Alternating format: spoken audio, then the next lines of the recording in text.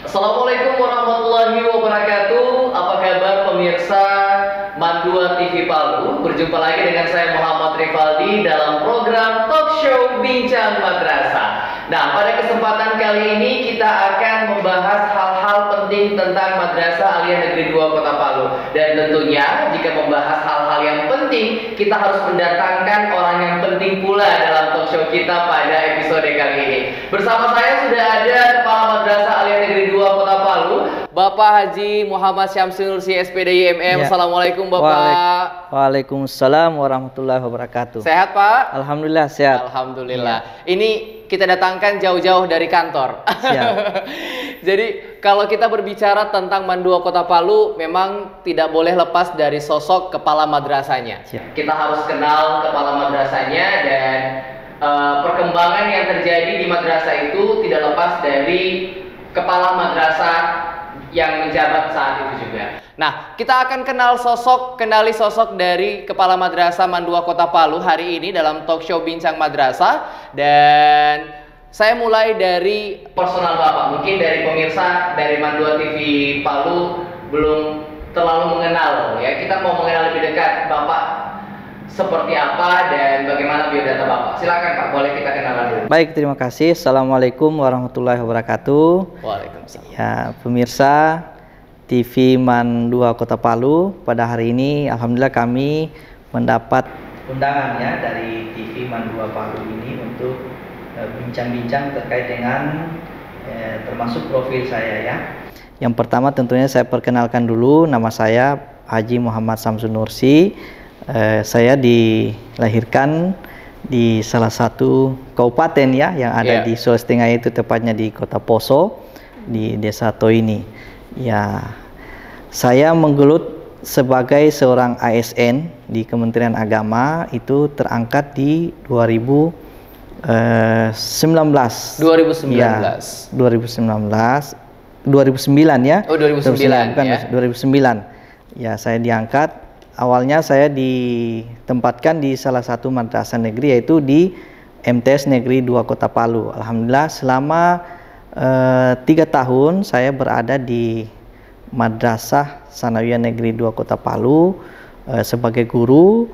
Pada waktu itu alhamdulillah saya mendapat kepercayaan ya. Semenjak saya menjadi guru, dipercayakan oleh kepala madrasah pada waktu itu adalah Ibu Haja Nur Laili. Ya, beliau mengangkat saya sebagai waka kurikulum untuk menemani beliau selama di Mandua.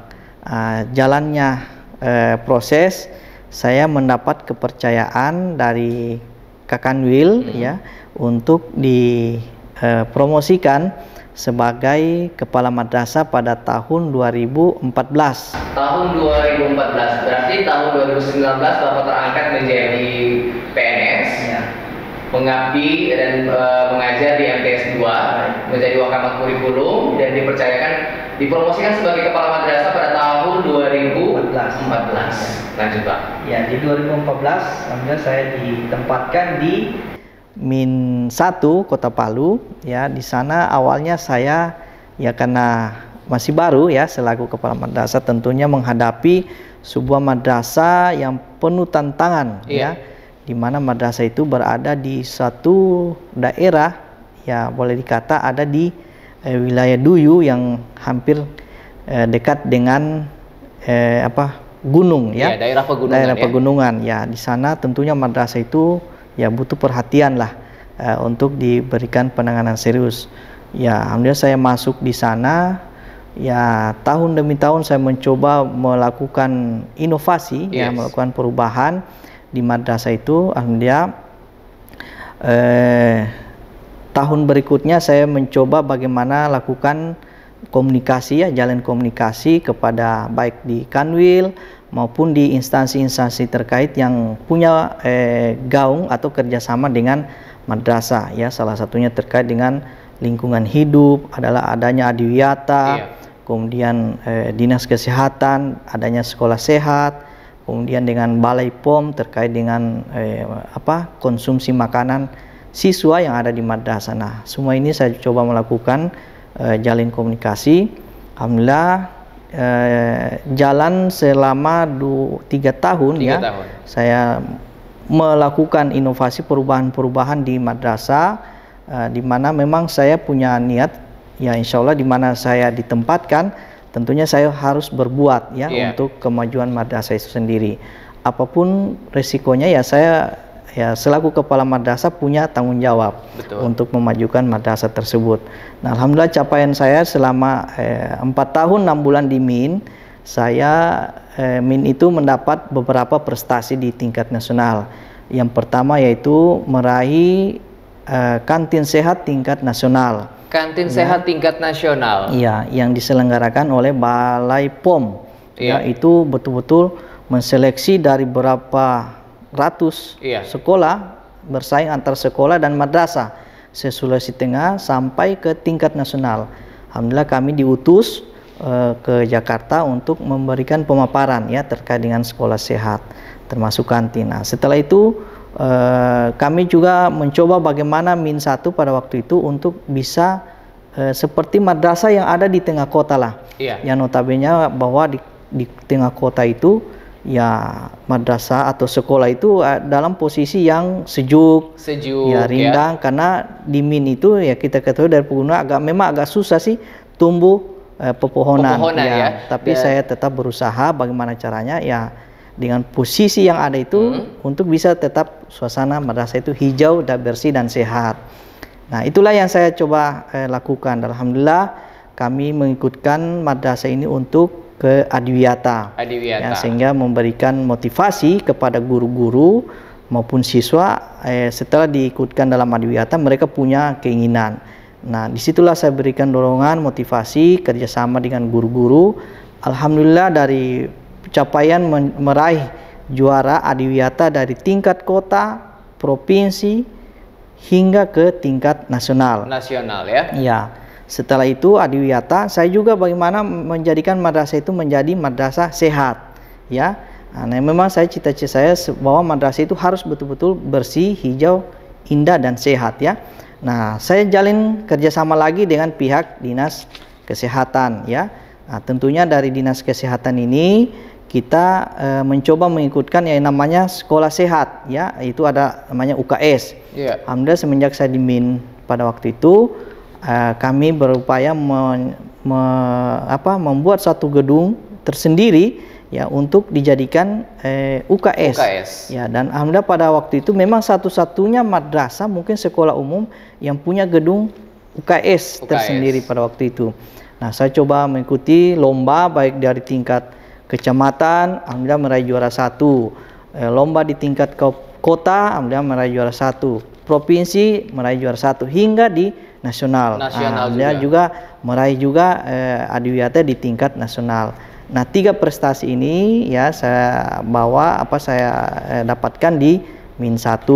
Alhamdulillah pada akhirnya mungkin saya sudah memasuki 4 tahun berada di madrasah ibtidaiyah. Ya, saya dimutasikan lagi. Dimutasikan. Nah, sebentar Pak, kita potong dulu nih. Baik. Nah, pemirsa, kalau kita mendengarkan cerita dari Bapak Kepala Madrasah tadi bahwa awal mula dipromosikan sebagai kepala sekolah itu atau kepala madrasah itu ditempatkan di MIN Duyu, ya, MIN 1 Kota Palu, tepatnya di daerah Kelurahan Duyu, ya, Jalan Gunung Gaudise kalau saya tidak salah. Nah, perlu sahabat ketahui, ya, perlu pemirsa ketahui bahwa posisi saat Bapak Kepala Madrasah ditempatkan di sana, posisi MIN 1 itu tidak seperti sekarang Pak ya. Dulu pepohonannya belum ada, bahkan bunga pun agak sulit tumbuh di sana ya. Karena memang tekstur tanahnya itu di daerah kaki gunung, jadi agak sulit untuk tumbuh-tumbuhan hidup di sana. Namun di tangan Bapak Kepala Madrasah, Bapak Syamsu, merubah madrasah itu sekarang menjadi madrasah percontohan. Ya, madrasah ibtidaiyah percontohan yang ada di Kota Palu dan meraih beberapa prestasi baik tingkat kota, provinsi bahkan nasional ya, mulai dari kantin sehat, Adiwiyata sampai kepada hal-hal yang berbau kesehatan pada saat itu. Nah, sebelum kita akhirnya melanjutkan cerita Bapak menuju ke mutasi mutasi tadi, saya sedikit bertanya tentang tantangan yang tersulit saat di MIN ya. Kalau kita tadi Bapak sudah sampaikan tentang alur cerita prestasi yang Bapak raih, tentunya ada kendala, ada sesuatu yang menjadi penghambat mungkin ya, tantangan-tantangan yang Bapak rasakan ketika di MIN itu, dan bagaimana cara Bapak akhirnya bisa lolos dari semua tantangan itu, Pak? Iya, iya, memang awalnya saya memang banyak mengalami tantangan ya. Iya. Tantangan menghadapi madrasah ya yang berada di posisi dataran pegunungan ya. Kemudian kalau mau melihat kondisi madrasah itu memang agak berat ya untuk bisa dijadikan madrasah adiwiyata. Namun semua ini saya harus lalui ya, tantangan ini, di mana bahwa kondisi madrasah itu berada di daerah yang agak sedikit tandus lah, boleh dikata seperti itu. Kalau kita mau menanam itu yang kita hadapi dulu adalah bebatuan ya. Sampai-sampai saya masuk di sana itu banyak sekali batu-batu, orang bilang sini itu batu gajah. Nah itulah yang saya bagaimana memodifikasi semua ini, tantangan-tantangan ini saya harus hadapi ya. Saya tidak bisa putus asa ya. Awalnya saya merasa pesimis, apa ya, saya menghadapi madrasah seperti ini ya dengan kondisi masih sangat gersang lah ya. Tapi saya tetap bersemangat ya. Tentunya saya harus memberikan motivasi kepada semua guru-guru bahwa madrasah ini bukan hanya milik saya ya, tetapi ini madrasahnya adalah milik kita semua ya, terutama guru-guru. Jadi bagaimana madrasah ini kita bisa berikan semacam contoh lah kepada masyarakat agar madrasah kita ini bisa betul-betul menjadi madrasah pilihan ya. Nah keinginan saya ini alhamdulillah didukung ya oleh guru, sehingga tantangan seberat apapun yang saya harus hadapi ya alhamdulillah semua diberikan dukungan, motivasi oleh guru-guru. Nah itulah yang saya tambah bersemangat untuk bagaimana tantangan yang berat ini saya bisa hadapi dengan ringan. Baik. Jalan keluar yang tentunya diambil alih oleh Pak Kepala Madrasah adalah bagaimana caranya bekerja sama dengan baik dengan seluruh elemen dari madrasah itu, terutama dari pihak guru. Karena sehebat atau secerdas apapun ide yang mungkin kita keluarkan, tanpa bantuan dari teman-teman atau rekan-rekan kerja, mungkin agak sedikit kurang berjalan dengan lancar.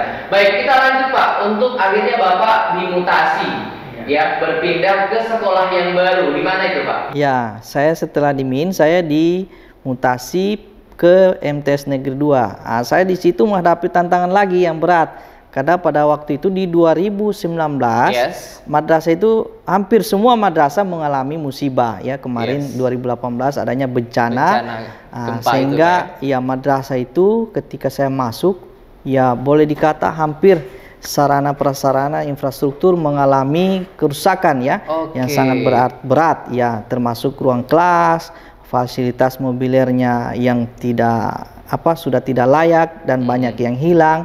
Nah inilah tantangan lagi yang saya harus hadapi. Memang saya ya selalu diperhadapkan dengan tantangan ya. Tentunya tantangan ini ya, kembali lagi saya mengatakan bahwa insya Allah dengan niat kita yang baik, adanya kerjasama, ya saya mencoba lagi bagaimana bisa merubah ya MTSN Negeri 2 Kota Palu ini ya agar bisa lebih kelihatan di masyarakat. Nah saya coba melakukan lagi komunikasi ya, jalin kerjasama. Saya harus bekerja ya secara maksimal. Saya berkoordinasi ke pihak Kanwil, ke Kementerian Agama. Alhamdulillah dengan adanya bantuan yang namanya SBSN, MTSN Negeri 2 Kota Palu tersebut mendapat satu bangunan ya dari SBSN dan alhamdulillah sampai saat ini sudah dapat digunakan, mulai dari fasilitasnya yang ada di madrasah. Kemudian kami mencoba melakukan usaha-usaha untuk memperbaiki ya, termasuk ruang kelas yang rusak berat yang masih layak dipakai untuk digunakan kembali. Kemudian gedung pertemuan, ada aula di sana juga saya coba melakukan direhab kembali Pak direhab. Alhamdulillah hampir keseluruhan gedung yang ada di MTS Negeri 2 alhamdulillah sudah dapat digunakan. Dan inovasi saya di sana waktu itu adalah membuat pelayanan terpadu satu pintu, yaitu PTSP di madrasah. Nah mungkin madrasah satu-satunya yang ada di Kota Palu pada waktu itu yang meresmikan namanya pelayanan satu pintu, yaitu PTSP. Nah inilah saya bagaimana di setiap tugas saya saya harus memperlihatkan apa yang saya harus lakukan dan untuk kepentingan madrasah. Betul sekali. Itu. Dan saya di sana 3 tahun. 3 tahun. Ya, 3 tahun persis berada di MTS Negeri 2. Ya, pada akhirnya saya dimutasi lagi. Nah, ini kalau kita berbicara tentang akhirnya jalan karir seorang Bapak Haji Muhammad Syamsul Nursi SPD MM, tentunya terlihat seperti lancar seperti air ya. Begitu banyak prestasi-prestasi yang bisa diraih oleh Bapak setelah menjadi seorang kepala madrasah. Di MTS diberikan tantangan dengan gedung-gedung yang rusak karena gempa, tapi karena usaha dan kerja keras, alhamdulillah wajah MTS 2 bisa dilihat, Bapak Ibu lihat sekarang bahwa terlihat lebih indah, lebih gagah dengan gedung-gedung baru. 3 tahun menjabat di MTS Palu Barat atau MTS 1, dimutasi lagi dan akhirnya di MAN 2 Kota Palu, dan akhirnya dipindahkan menjadi kepala madrasah di MAN 2 Kota Palu. Dan pemirsa, perlu pemirsa ketahui, belum lama ya, kurang lebih berapa bulan Pak di sini Pak? 3 bulan. Kurang lebih 3 bulan Bapak menjabat sebagai kepala madrasah Aliyah Negeri 2 Kota Palu. Inovasi-inovasi yang Bapak lakukan di MAN 2 Kota Palu sudah sangat kentara sekali, terlihat nyata. Bahkan hari ini ya, Anda bisa menyaksikan program di MAN 2 TV Palu yang merupakan inovasi dari Bapak Kepala Madrasah Aliyah Negeri 2 Kota Palu. Pak, ini kan merupakan salah satu capaian Bapak di 3 bulan setelah Bapak menjabat. Ini kalau kita hitung, kalau bicara masalah presiden, 100 hari masa kerja. 100 hari masa kerja Bapak Kepala Madrasah bisa akhirnya melaunching MAN 2 TV Palu. Apakah memang setelah Bapak datang ke MAN 2 langsung terpikir, oke, yang pertama saya kejar adalah MAN 2 TV ini? Bagaimana maksudnya perencanaan Bapak sampai bisa ada MAN 2 TV ini gimana ya Pak? Iya, baik. Terima kasih. Awalnya setelah saya dimutasi ya ke MAN 2 Kota Palu ini, ya itu lagi kembali saya mengatakan ya saya diperhadapkan lagi dengan satu tantangan ya yang saya anggap ya luar biasa beratnya, dimana kalau melihat secara fisik memang infrastruktur sini sudah ya alhamdulillah dengan adanya pembangunan madrasahnya setelah pasca gempa ya kita lihat sudah alhamdulillah sudah begitu bagus sarananya, gedungnya sudah bisa digunakan, yang mana MAN 2 ini alhamdulillah mendapatkan bantuan dari pemerintah dalam hal ini melalui PUPR. Namun ya satu tantangan bagi saya di sini adalah mencari ya isi dari bangunan yang ada di madrasah ini. Betul, bahwa kita ketahui bersama bangunannya begitu bagus, gagah, besar ya, tetapi rupanya isinya yang belum tidak ada, ya. Sarananya tidak ada, belum lengkap, mobilernya belum ada, ya ada, itu pun ada yang lama pun sudah tidak layak untuk kita gunakan. Nah, saya harus diperhadapkan dengan hal ini sehingga saya harus bekerja keras lagi ya, melakukan usaha-usaha. Nah, sekarang saya sudah mencari di mana-mana ya. Orang bilang saya harus berusaha. Alhamdulillah kemarin Bapak Kakak Dwil memberikan kami jalan dan beliau langsung mengantarkan kami untuk ke Jakarta membawa satu proposal ya untuk diserahkan kepada Bapak Direktur KSKK. Mudah-mudahan dengan adanya proposal ini harapan kita dapat membantu mobilier yang ada di MAN 2 Kota Palu ini, sehingga ke depan MAN 2 Kota Palu ini betul-betul dilaksanakan kegiatan proses PBM secara maksimal ya, sehingga dengan sarana-prasarana yang ada di dalam dapat digunakan oleh siswa. Tantangan inilah yang saya harus berusaha ya. Di samping itu saya juga kemarin pokoknya banyak membuat proposal ini ya. Kali ini saya mencoba membawa ke gubernur, membawa ke wali kota, ke DPR. Ya mudah-mudahanlah semua apa yang kita lakukan ini bisa membuahkan hasil. Nah, terkait dengan program saya yang ada di MAN 2 Kota Palu ini, alhamdulillah setelah saya masuk di sini saya melihat kondisi gedung yang ada. Memang terkait dengan TV ya, TV MAN 2 yang alhamdulillah sudah di launching. Awalnya ketika kita di tahun kemarin ya melaksanakan kunjungan studi tiru lah atau studi banding.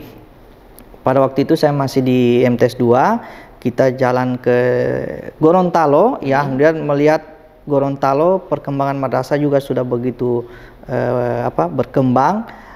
Di madrasah yang kita kunjungi itu adalah Man Gorontalo dengan MTSN Gorontalo. Rupanya mereka sudah punya TV. Oke. Ya, maka itu. Nah, disitulah saya terinspirasi. Yes. Terinspirasi melihat adanya TV ya di Man Gorontalo dengan MTS Gorontalo.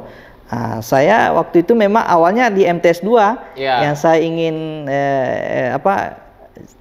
buat di MTS 2 ya. Sebelum akhirnya ternyata pindah dimutasi.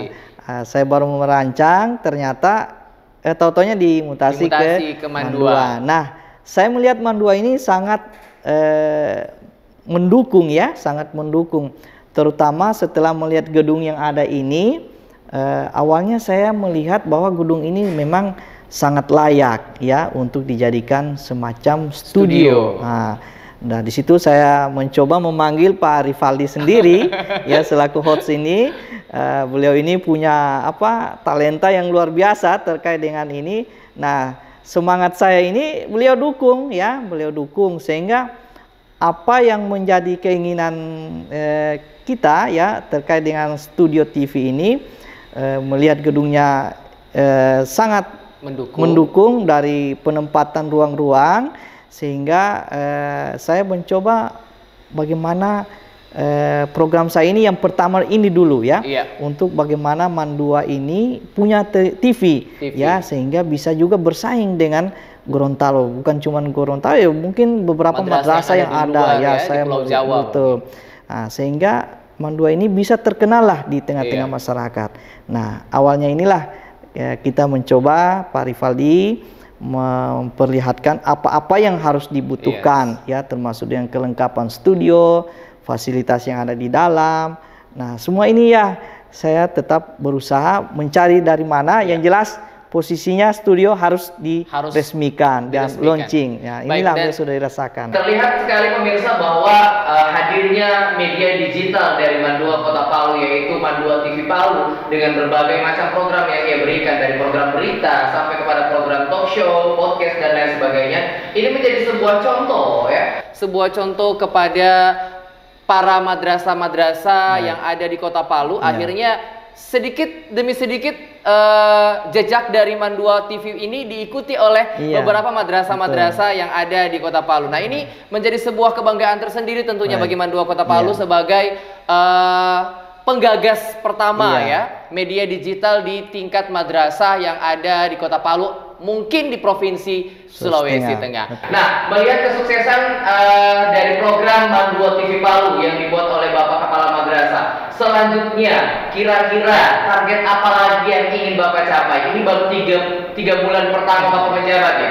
Tentunya bakalan masih panjang lagi nih usia Bapak menjabat di Man 2 Kota Palu. Target yang akan Bapak lakukan ke depannya, langkah berikutnya apa Pak? Ya, baik. Ya, saya ke depannya bagaimana Man 2 ini ya, kita kenal bahwa madrasah ini begitu besar ya, dengan jumlah siswa yang cukup banyak. Ya, tentunya di samping peningkatan mutu dari sarana, juga kita harus target mutu pendidikannya ya. Dimana siswa-siswa ini kita harus kejar juga ya, bukan cuman dia bisa mencapai prestasi di tingkat provinsi, tetapi bagaimana kita dorong anak-anak kita mampu mereka mengikuti kegiatan-kegiatan event-event yang ada di luar ya, baik itu di tingkat provinsi hingga ke tingkat nasional. Nah, termasuk adanya KSM, karena KSM ini ada ajang bergengsi bagi madrasah.